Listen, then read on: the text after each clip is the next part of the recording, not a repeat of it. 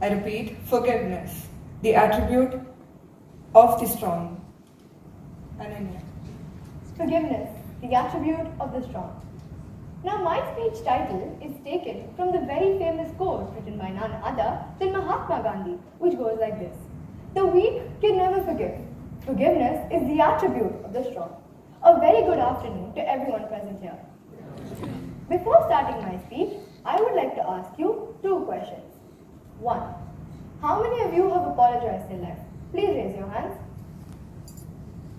Please give yourselves a round of applause.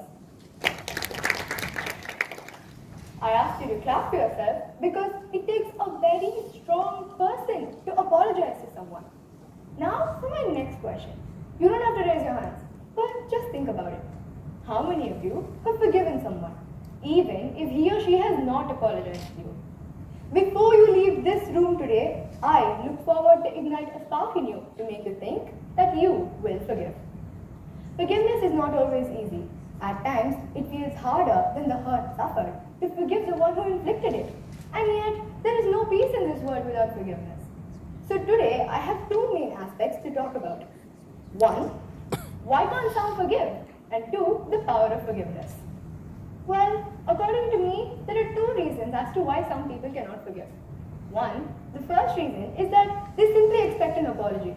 We always expect people to come up to us and apologize, but this is not right. Because if forgiveness was based on apology, then trust me, this world would have come to an end. The second reason is that they lack the main ingredients of forgiveness. I once heard a story and it goes like this. In a faraway land, there lived a sage. One day, he was crossing a river and he saw a scorpion drowned in it. Feeling pity for the scorpion, he went to save it. It is natural that the scorpion bit him. Yet, he went to save it again. The scorpion bit him again. This kept happening again and again and again.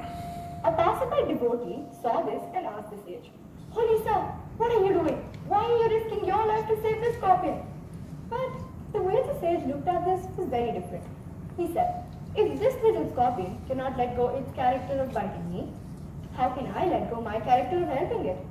This proves that the sage was able to practice forgiveness in his real life only and only because he contains the main ingredients of forgiveness.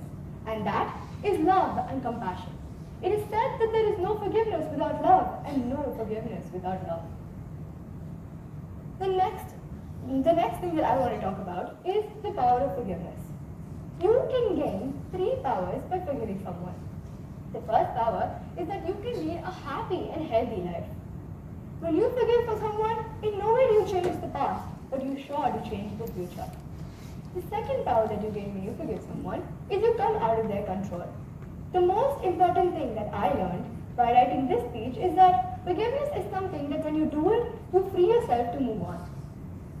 The third power that you gain when you forgive someone is that you are relieved of emotions such as anger and sadness. The great Irish poet Oscar Wilde once said that, "Always forgive your enemies, nothing annoys them so much." Forgiveness is something that is very important in all our lives.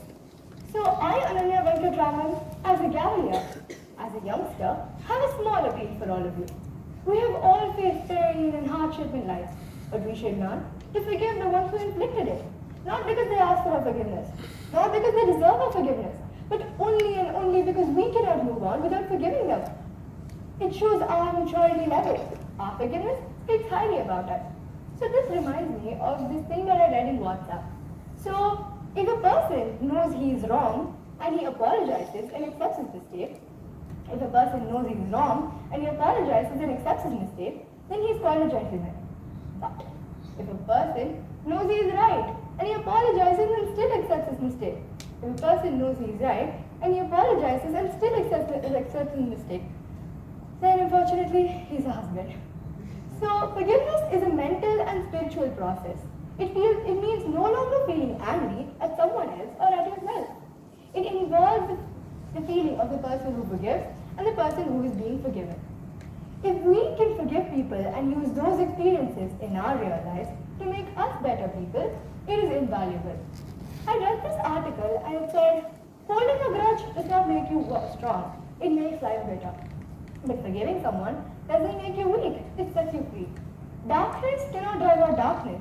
Only light can do that. Hate cannot drive out hate. Only love can do that. Forgiveness is the virtue of the brave. So if we forgive someone, it involves our feeling and the person who forgives. So always forgive your enemies. Because if we find forgiveness in our hearts for those who cause us trouble, we will rise to a higher level of self-esteem and well-being. Having said that, I would like to conclude by saying, forgiveness is an act of endless kindness, a tender look that becomes a habit. Thank you.